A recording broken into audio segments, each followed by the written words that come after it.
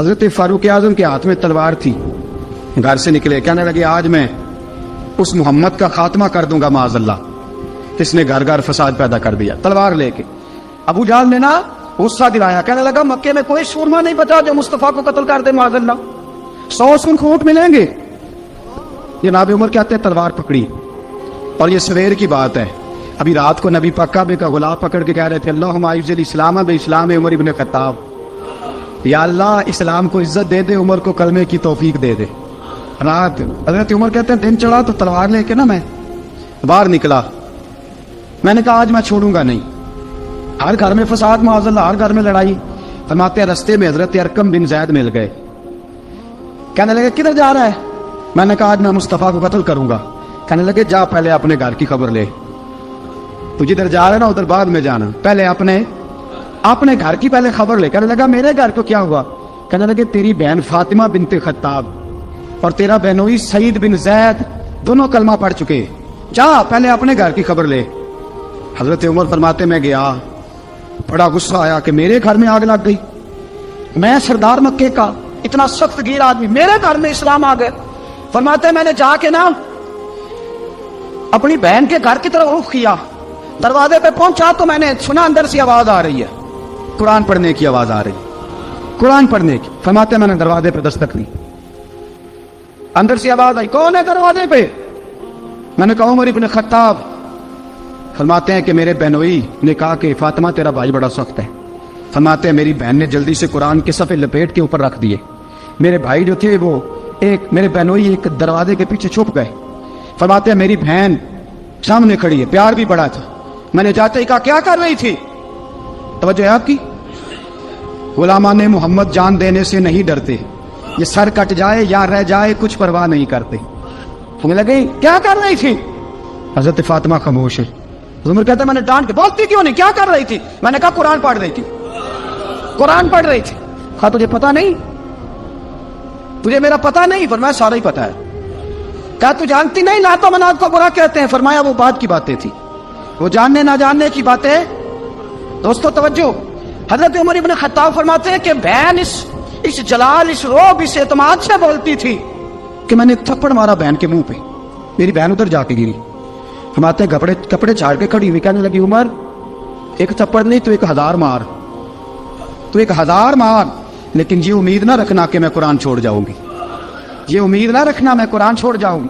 فرماتے ہیں کہ میرے ہاتھ میں تلوار تھی، میں نے دستے کی طرف سے نا، دستے کی سائڈ سے تلوار بہن کو ماری زور زور سے، سر سے خون نکل آیا۔ فرمایا میں اپنے بہنوئی کی بڑی عزت کرتا تھا، میرا بہنوئی پردے سے نکلا بیوی کو بچانے، میں نے زور زور سے 2 تلوار کی پشتیں اس کے سر پہ بھی ماری، خون نکلا، پھر میری بہن آگے ہوئی، پھر مارا۔ ماتے جب خون نکلا نا بہن کا تو میری بہن نے اپنا خون اپنے ہاتھ پہ لگا کے کہا عمر جس ماں باپ کا خون تیری رگوں میں ہے اس کا میری رگوں میں بھی ہے، اسی کا خون ہے میری رگوں میں بھی ہے۔ فرمایا عمر جس باپ کی پشت سے تو ہے میں بھی اسی باپ کی پشت سے ہوں، اس ماں کی چھاتیوں سے دودھ تو نے پیا ہے، میں نے بھی اسی ماں کی چھاتیوں سے دودھ۔ توجہ ہے آپ کی؟ میری بات سمجھ میں آ رہی ہے؟ سنیں بات، رسول اکرم صلی اللہ تعالی علیہ وسلم نے فرمایا حضرت عمر رضی اللہ تعالیٰ عنہ فرماتے ہیں نبی پاک پہ نازل قرآن سنا تو جب میری بہن نے اس جلال کے ساتھ بات کی نا کہ عمر میں بھی اسی باپ کی بیٹی ہوں، میں بھی اسی باپ کی بیٹی ہوں، میں بھی اسی قبیلے کی ہوں، خبردار تو ترشرو ہو کے گالی 1000 دے، یہ وہ نشہ نہیں جسے ترشی اتار دے۔ فرمایا تو چارہ کر، ٹیل لگا، لیکن تو مجھے اسلام سے ہٹا سکتا؟ حضرت عمر فرماتے ہیں بہن کا جلال دیکھا تو میں ٹھنڈا ہو گیا، بہن کا جلال دیکھا تو میں نے کہا اچھا مجھے دکھاؤ کیا پڑھ رہی تھی، مجھے دکھاؤ ذرا کیا پڑھ رہی تھی۔ فرماتے ہیں میری بہن کہنے لگی تو کافر ہے، انما المشرکون نجس، جا پہلے وضو کر کے آ، جا غسل کر کے آ، جا پہلے نئے کپڑے دھلے ہوئے پہن کے آ، پہلے تیار ہو کے آ۔ حضرت عمر فرماتے ہیں میں تیار ہو کے آیا، میری بہن نے جھولی میں صفحے رکھے، قرآن پڑھے بہن، سنے بھائی، اللہ تقدیر بدل دیتا ہے، قرآن پڑھے بہن اور سنے بھائی،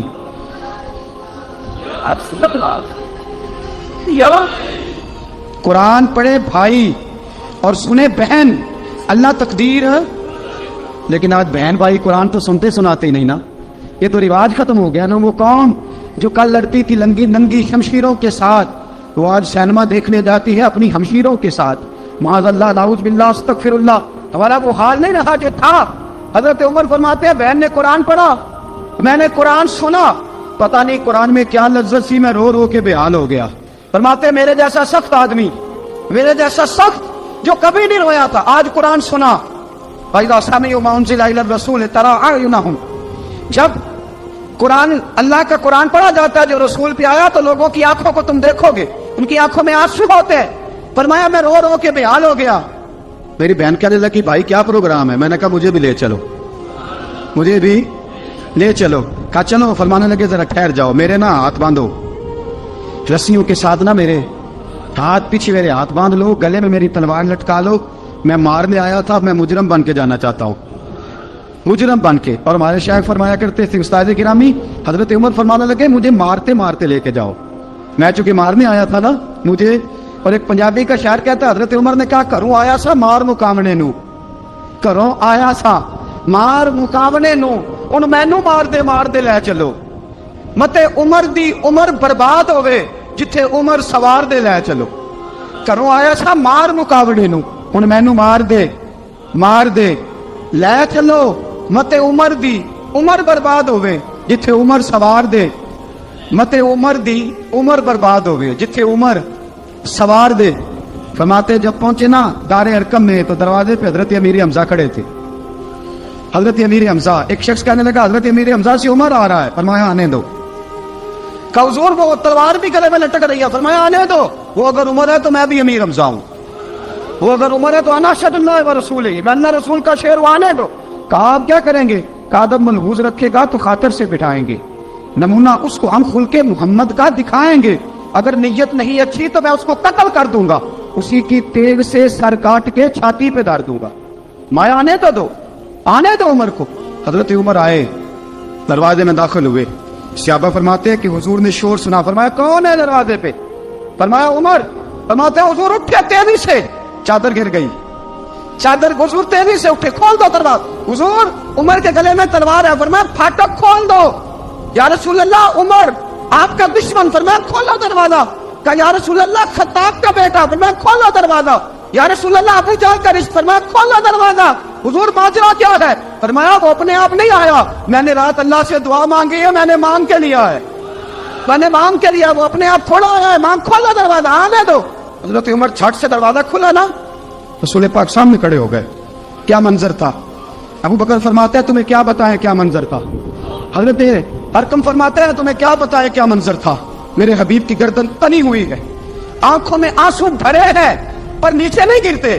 آنسو بھرے ہیں آنکھ لیکن نیچے ٹپکتے نہیں. میرے رسول پاک آگے بڑھے، عمر کی گردن جھکی ہوئی ہے، عمر اوپر نہیں دیکھتے. حضور آگے بڑھے، جا کے حضرت عمر کا کندھا زور سے ہلایا. فرمایا کیا پروگرام ہے تیرا، کیا ارادہ ہے تیرا، بول. حضرت فاروق اعظم آنکھ یوں اٹھا کے کہنے لگے سونے بس اب کلمہ پڑھنے کا ارادہ ہے، سونے کلمہ پڑھنے کا. صحابہ فرماتے ہیں پتہ نہیں کیا ہوا، پتہ نہیں. حضور کا اتنا جوش ہم نے کبھی نہیں دیکھا، نبی پاک کو نعرہ لگاتے ہم نے پہلے کبھی نہیں دیکھا. جب عمر نے کہا نا سونے کلمہ پڑھنے آیا ہوں، فرماتے ہیں رسول پاک کے جو آنسو بندے ہوئے تھے نا وہ ٹپ سے نیچے گرے اور حضور نے فرمایا اللہ اکبر، اللہ اکبر. فرماتے ہیں حضور نے جب اللہ اکبر کہا تو سارے صحابہ بھی کہنے لگے اللہ اکبر، اللہ اکبر، اللہ اکبر. حضرت عمر فاروق کا عدل اور حضرت فاروق اعظم کا انصاف، اس کو دنیا جانتی بھی ہے، مانتی بھی ہے. حضرت فاروق اعظم رضی اللہ تعالیٰ عنہ قاضیوں کا تقرر کرتے وقت سب سے زیادہ احتیاط کرتے تھے کہ بندہ کس قسم کا ہے، اس کا مزاج کیا ہے، معاشرے میں اس کا وقار کیسا ہے، اس حساب سے اس کو تقرر کرتے تھے قاضی کے لیے. اور کیا حال تھا، حضرت زید بن ثابت رضی اللہ تعالیٰ عنہ کو آپ نے قاضی مقرر کیا، بعد میں معزول کر دیا. کیوں آپ نے معزول کیا ہے؟ حضرت عمر کہنے لگے اس کی وجہ ہے، ایک دن ایک شخص نے حضرت ابی بن کعب نے مجھ پر مقدمہ کیا، حضرت عمر پر مقدمہ کر دیا. تو فرماتے ہیں کہ میرے سامنے میں دیکھ رہا تھا، جب میں عدالت میں پہنچا تو زید بن ثابت نے میرا کھڑے ہو کے استقبال کیا، اور جب مدعی آیا ہے تو وہ بیٹھے رہے ہیں. تو میں نے کہا کہ جب آپ دونوں میں ملتے وقت انصاف نہیں کر رہے تو فیصلے میں کیسے انصاف کریں گے؟ آپ اس قابل نہیں کہ آپ کو قاضی بنایا جائے، معذور کر دیا۔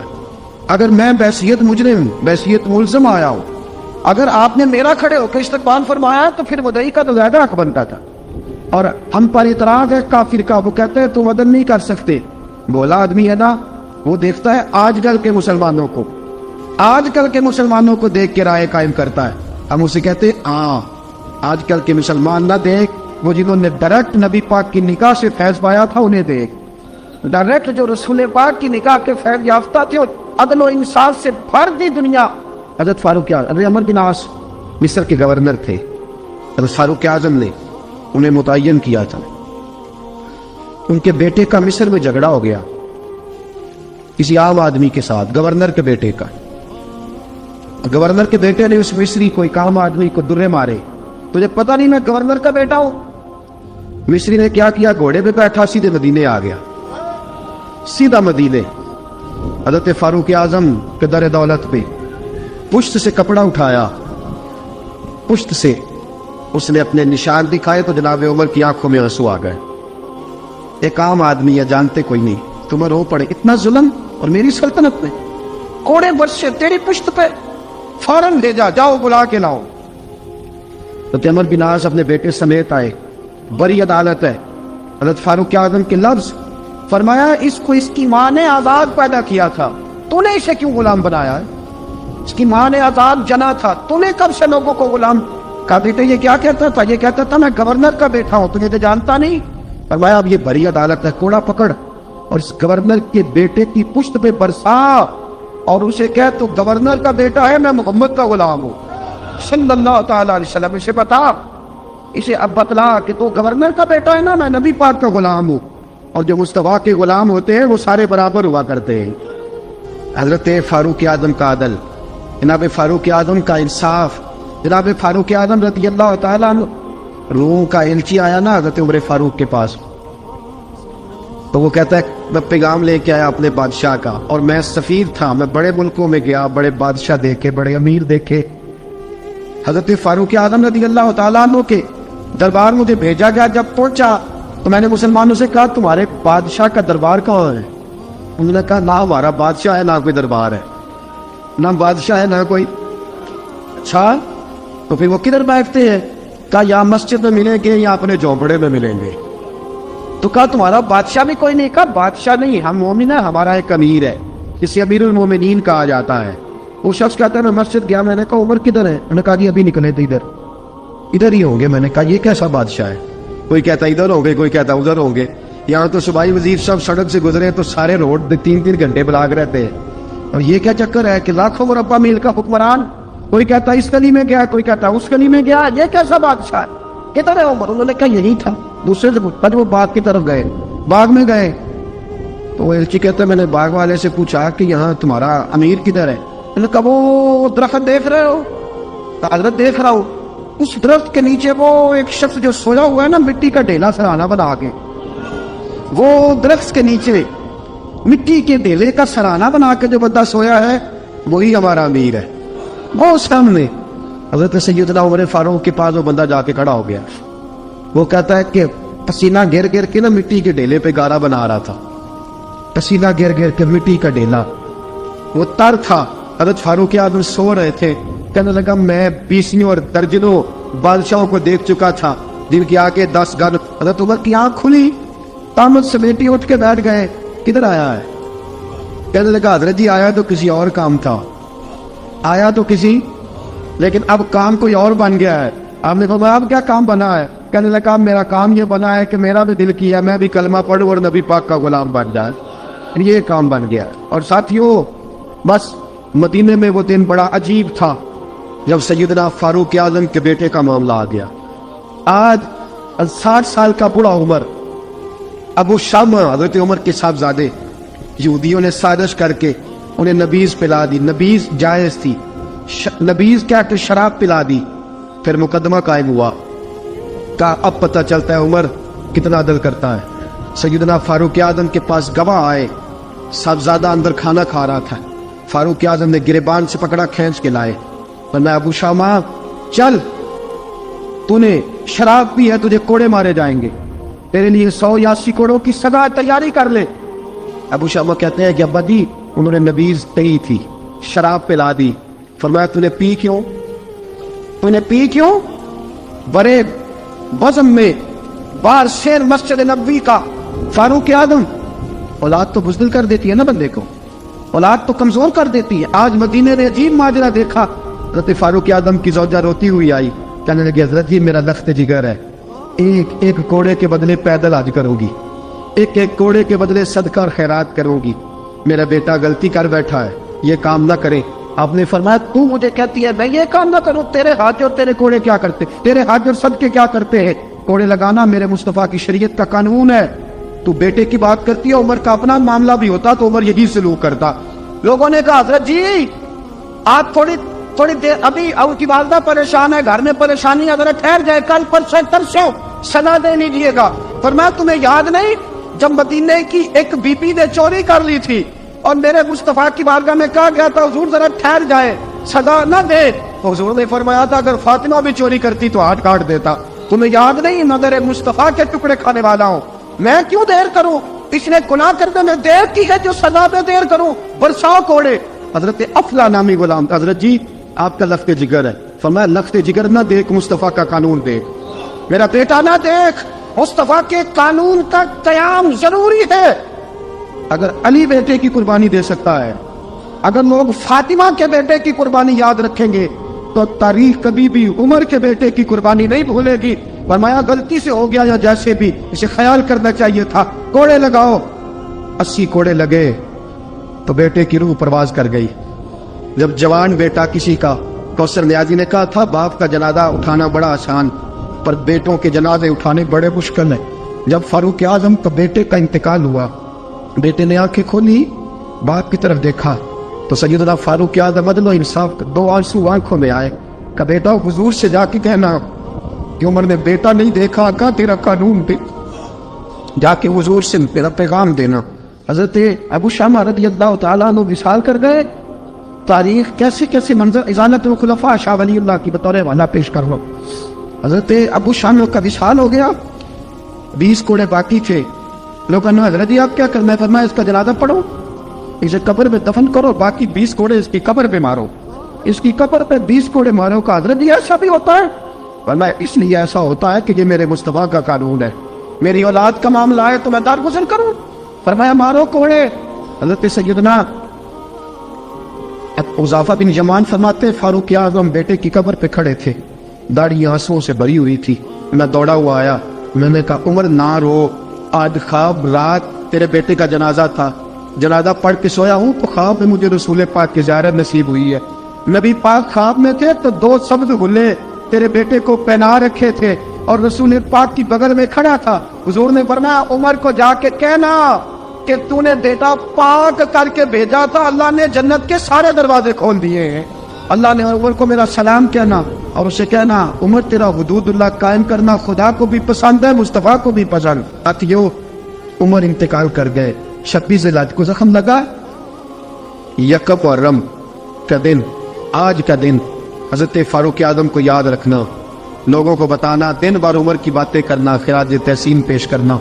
हजरत फारूक आज़म को जख्म लगा, आपने फरमाया अपने बेटे से बेटा जा हजरत आयशा के पास, गुंबद खजरा में 3 लोगों के दफन होने की जगह है, एक में अबू बकर दफन हो चुके, एक में रसूल पाक का मज़ार कुदसी बन चुका, एक जगह खाली है। जाके आयशा से पूछना, मुझे पता है वो 18 साल की उम्र में रसूल पाक पर्दा कर गए थे, 18 साल सैयदा की उम्र थी। आयशा ने जगह अपने लिए रखी हुई है, जाके बाहर खड़े होके कहना अम्मा जी, उमर कहता मेरा दिल करता है, मेरा दिल करता है कि मुझे नबी पाक की गुंबद के साए में जगह मिले, जाके अर्ज करना और बेटा बाहर खड़े रहना, ज्यादा जिद ना करना, मोमिनों की माँ है। हजरत सैयदना अब्दुल्लाह इब्न उमर के बाहर खड़ा था, दरवाजे के बाहर खड़े होके कहा कि उमर का बेटा हूं। अम्मा जी, उमर फरमाते इजाजत दो तो दिल करता है नबी पाक के साथ लेट जाऊं, वफा में गुजार दी उमर सारी सारी जिंदगी लै सजना आसा तोड़ में बाई, दिल करता है हुजूर के साथ लेटने को। हजरत आयशा सिद्दीका, हजरत अब्दुल्लाह इब्न उमर फरमाते میں دروازے سے باہر کھڑا تھا لیکن عائشہ کے رونے کی آوازیں باہر تک آ رہی. حضرت عائشہ صدیقہ ہچکیاں لے کے روئی. سیدہ عائشہ نے فرمایا عمر سے جا کے کہنا عمر کوئی قبر کی جگہ کسی کو نہیں دیتا، لیکن عمر تو نے وفا کی تاریخ بنائی ہے، عمر تو نے کمال کر دی ہے، عمر تو نے حد کر دی ہے. عمر کو جا کے کہنا کہ میں جنت البقیع میں دفن ہو جاؤں گی، جہاں میرا وقت آئے گا دفن ہو جاؤں گی، لیکن عمر تیری خدمات کہتی ہے کہ تجھے نبی کے ساتھ دفن ہونا چاہیے. سیدنا عبداللہ ابن عمر فرماتے ہیں کہ جب دفن ہونے کی تانی پر سہنیاں رنگا رنگ کھڑے کرے اس دا جانیے جس دا توڑ چڑھے. فرماتے ہیں آیا عمر کو آ کے بتایا پیشانی خون سے بھری ہوئی. عمر نے سجدے میں رکھ دی، رو کے کہا آج میری توڑ نبھ گئی ہے. حضرت فاروق اعظم مصطفیٰ کے ساتھ لیٹ گئے. میرے نبی نے فرمایا عمر میں تجھے اپنے پڑوس میں دفن کر رہا ہوں، تو نے اگر راہ وفا میں بیٹے تک قربان کر دیے گے نا تو قیامت تک جو مجھے سلام کرنے آئے گا تجھے بھی سلام کر کے جائے.